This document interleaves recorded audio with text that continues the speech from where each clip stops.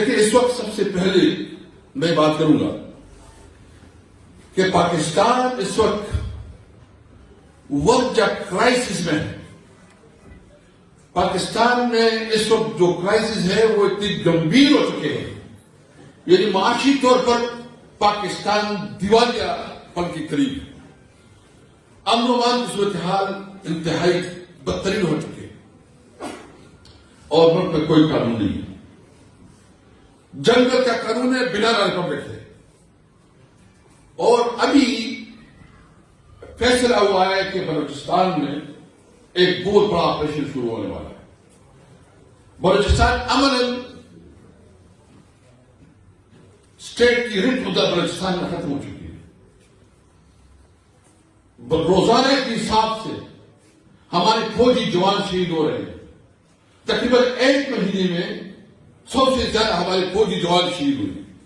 ہماری پولیس، ہماری عوام روزانہ کے حساب سے جو ہے اس کی شہادت ہو رہی ہے. کوئی سنجیدگی سے اس کو لے نہیں رہا، کوئی سنجیدگی بیٹھک نہیں ہو رہی اس کے اوپر. سارے توانائی اس کے لیے لگائی جا رہی ہے کہ طریقے صاحب کو کیسے دبایا جائے. تمام ادارے اس پہ کام کر رہے ہیں کہ کیسے طریقے صاحب کو توڑ پھوڑ کیا جائے، طریقے صاحب کو ڈیفیم کیا جائے، طریقے صاحب کو جو ہے کمزور کیا جائے اور اس کے احتجاج کو کیسے روکا جائے. آپ صرف اسٹیٹسٹک نکالیں کہ گزشتہ 6 دنوں میں کتنے واقعات ہوئے. اس لیے میں تو سب سے پہلے مطالبہ کرتا ہوں کہ اس وقت جوائنٹ سیشن بلانا چاہیے، سینٹ اور قومی اسمبلی کی اجلاس بلایا جائے اور اس میں جو پلان بنایا گیا ہے وہ پارلیمنٹ کے سامنے لایا جائے. پارلیمنٹ میں اس کے اوپر ڈسکشن ہو تاکہ ہمیں پتہ چلے کہ حکومت اس کے اوپر کیا کر رہی ہے. امن و امان کی بگڑتی صورتحال کے لیے ضروری ہے. ہمیں افسوس ہے کہ وہ جہاں جو شہادت ہو رہی ہے اور یہاں جو اتنا بڑا یعنی ایسا دیکھ رہا ہے کہ ایک بہت بڑی جنگ چل رہی ہے. بھائی تمام اسٹیک ہولڈر کو اکٹھا کرو، تمام پولیٹیکل پارٹیز کو اکٹھا کرو، پارلیمنٹ کو اعتماد میں لے لو. ہم چاہتے ہیں امن چاہتے ہیں. ہم کسی طور پر اپنے ملک کو ڈسٹیبلائز نہیں کرنا چاہتے. ہمارا مطالبہ تو ہمیشہ یہی رہا. ہم تو کہتے ہیں کہ ملک پہ قانون کی حکمرانی ہو. ہم سمجھتے ہیں کہ پارلیمنٹ کی بالادستی ہو. ہم سمجھتے ہیں کہ ملک میں آزادیاں ہو، تبھی ملک آگے بڑھے گا. اگر اس وقت جو ملک میں مجھے ڈر یہ ہے کہ اگر اس کی سنجیدگی سے نہیں لیا گیا تو ملک میں انارکی کا خطرہ ہے، ملک میں خانہ جنگی شروع ہو سکتی ہے. ہم وطن پاکستانی ہیں، ہم کسی صورت میں اپنے ملک کو خانہ جنگی کی طرف دھکیلنا نہیں چاہتے. ہم چاہتے ہیں کہ ملک میں امن ہو.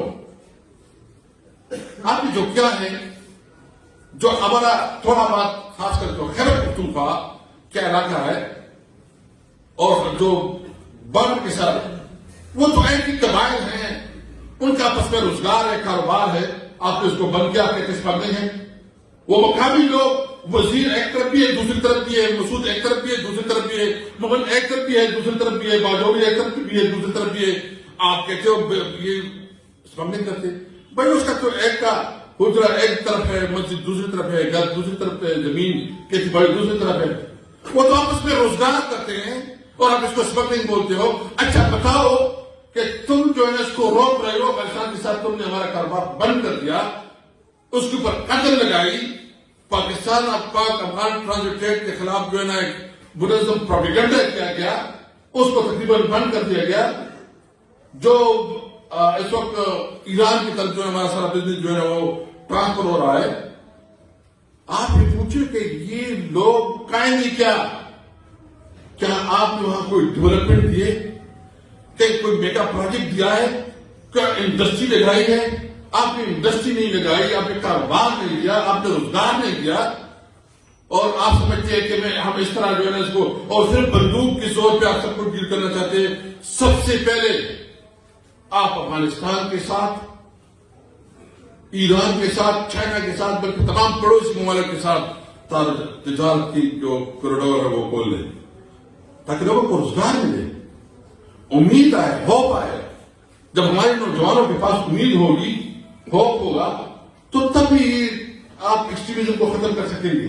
آپ نے کاروبار کو بھی بند کر دیا, آپ نے تلوی سے امید بھی ختم کی, آپ کو ڈیولپمنٹ دے نہیں رہے, آپ نے جتنے خیبر پختونخوا کے اس وقت فنڈ وہ روک کے رکھے ہیں, آپ نیٹ ہائیڈل پراپرٹ نہیں دے رہے, آپ فاٹا کی جو آپ کی کمٹمنٹ ہے کہ 1000 بلین دیں گے وہ آپ نہیں دے رہے ہیں, اور آپ کہتے ہیں کہ یہاں جو ہے نا یہ جو صورتحال ہے اس کی تمام ذمہ دار وفاقی حکومت ہے جو بھی ہوگا, اور ہم سمجھتے ہیں کہ یہ عوام پھر اس حکومت کو اور یہ PDM 2 کو جو ہے کسی طور پر معاف نہیں کرے گی.